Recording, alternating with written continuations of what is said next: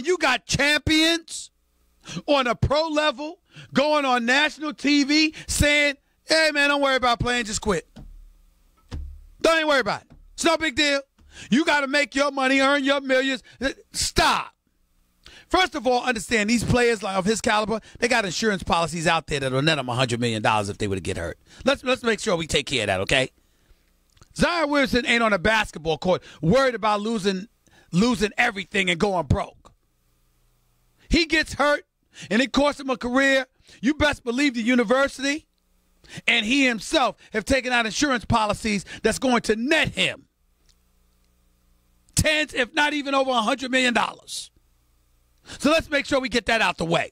Now, that's still considerably less than what he has the potential to make as an NBA player, and I understand that. But he's going to get paid. That's number one. Number two, what the hell is wrong with y'all? Y'all ever heard of teamwork? Y'all ever heard of team? There might be an I in win, but there's no I in team.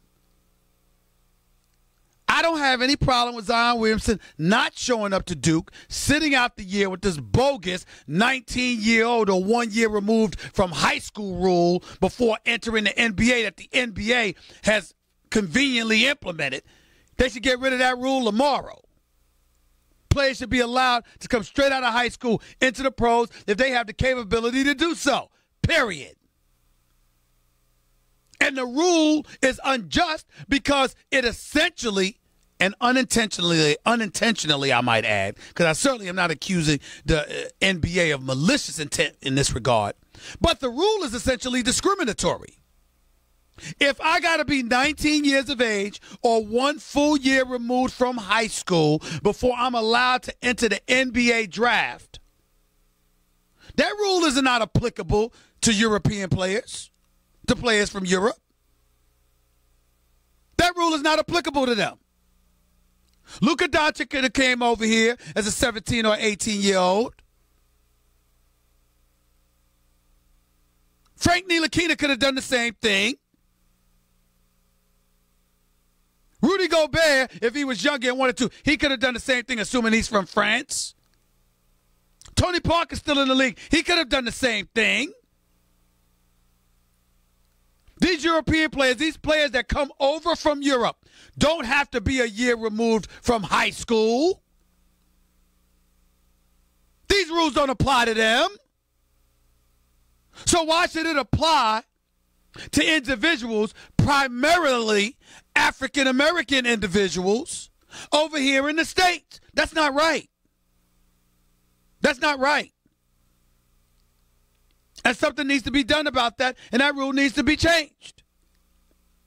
Now, this ain't about black and white. It's about green, for those of you who may not understand. It's about green because the longer it takes for you to come into the NBA, combined with the 2-year deal you signed, and then combine that with the 2 additional years that the team has control of your rights, you're essentially talking anywhere from 5, 6, and potentially 7 years that you are under the control of one team, which provides ownership in the National Basketball Association with some degree of cost control and cost certainty. So instead of giving out 3 max deals, for example, you might only end up giving up 2. And as a result, it saves you money down the line, which basically makes it better and easier for you to own a team. We got that. We got that.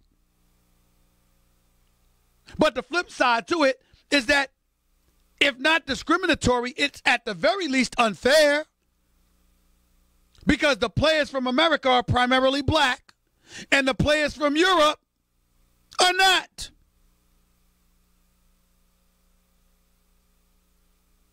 That's the way I look at it. I'm not accusing anybody of malice intent or anything like that. I'm saying the fact that these questions are propped up, you got to do something about it. But getting back to Zion Williamson, let's be very, very clear. If he were to sit out now because he got hurt last night, I'm not hating on that. What I'm hating on is this man playing basketball, wreaking havoc, being 100% healthy, And you got champions advocating that he just quit on his team in the middle of the season. Your point has been proven. That's what you do as a teammate? So I'm R.J. Barrett. I'm Cam Reddish and these boys. I'm Trey Jones and these boys. And, oh, guess what? Look, bye.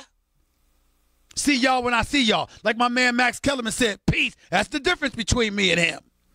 Peace. Because he ain't thinking about no damn body else but himself. I'm telling you what he said on First Take this morning. I'm thinking differently than that. I'm going to make a decision beforehand. All right, I could be the number 1 overall pick if I go to the collegiate level and prove myself for at least half a season. I'm not doing that. I'm all in or I'm all out. I'm either going to show up and commit myself to that 1 year to the end, barring injury, or I'm not showing up at all. I'll risk not being the number 1 overall pick, and instead I'll be a top 5 or a top 7 pick. That's what I'm doing. What I wouldn't do is arrive at Duke, have all the attention garnered in my direction, the program's direction. We walk around here. We run over people the first 5-6 games of the season before we run into Gonzaga. I'm a highlight reel, dunking like I'm the second coming of LeBron at 6'7", 285 with a 47-inch vertical leap. I do all of that. I set the basketball world on fire. I garnered all that acclaim, all that attention. I got the Wooden Award looking at me. I got an All-American panel looking at me. I got a national championship in my view. I got the great Mike Krzyzewski coaching me. I got teammates who will be pros in R.J. Barrett and Cam Reddish. And I tell everybody to kick rocks because I'm going to sit out and protect myself in the middle of the damn season. That's not what we should be teaching our athletes, ladies and gentlemen. It's not what we should be about. We should stand for more than that. And I don't understand how anybody, especially a 6-time champion like Scottie Pippen, could ever advocate that. Or a Hall of Famer like Tracy McGrady, I might add, who came straight out of high school into the pros in his heyday. I don't understand how anybody could do that. Again, I'm saying all in or all out, not quitting in the middle of the season. That's my issue.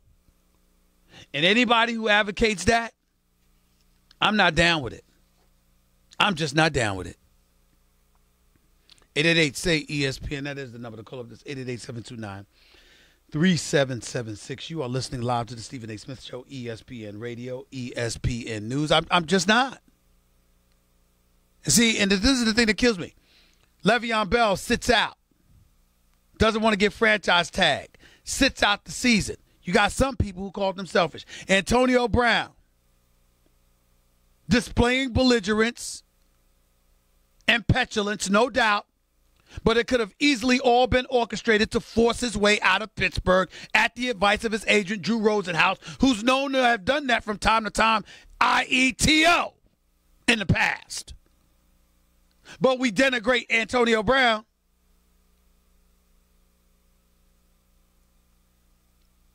We sit here at every turn,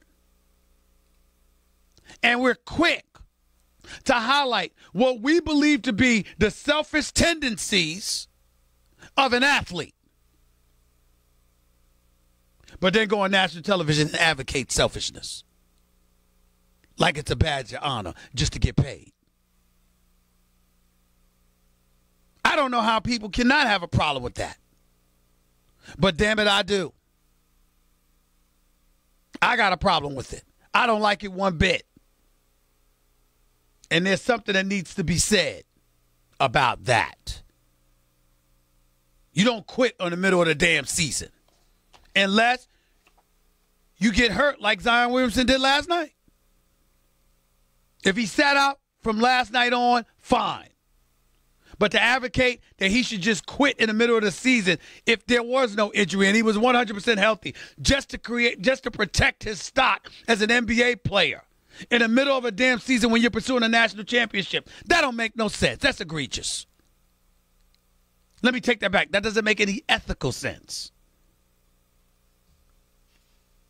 But that's just me. 888-SAY-ESPN. It's 888-729-3776. That was Straight Talk Wireless. Nationwide coverage in America's largest and most dependable 4G LTE networks. We'll continue talking about the Zion Williamson thing. Are you an advocate of him quitting now? Were you an advocate of him quitting before this season, before the injury occurred? Or are you of the mindset that he should play all the way through this 1 year in collegiate basketball, try to win a national championship, and get the hell up on out of here and go to the NBA draft? Where do you stand? Also, Le'Veon Bell, Antonio Brown, and drama in the Steel City. Should Le'Veon Bell become a New York Jet? Or is there someplace else that should be more preferable in his eyes? 888-SAY-ESPN. It's 888-729-3776. You are listening live to the Stephen A. Smith Show. ESPN Radio, ESPN News, back with your calls and those subjects in just a second. By the way, do you have frequent heartburn? Like the kind where you have an acid stashed everywhere in case it pops up? You know what I mean. You keep some in your bag or your desk or your car or your nightstand. You have those chalky tablets ready for whenever and wherever heartburn strikes. Well, listen up. There's an easier way to deal with your heartburn. That's Prilosec OTC. Just one pill a day will last a full 24 hours with zero heartburn. Kick your antacid habit. It's possible with Prilosec OTC. Use as directed for 14 days to treat frequent heartburn. It's not for immediate relief. Again, 888-SAY-ESPN. That is the number to call up. You are listening live to Stephen A. ESPN Radio, ESPN News. Learn what affects your credit scores and what you can do to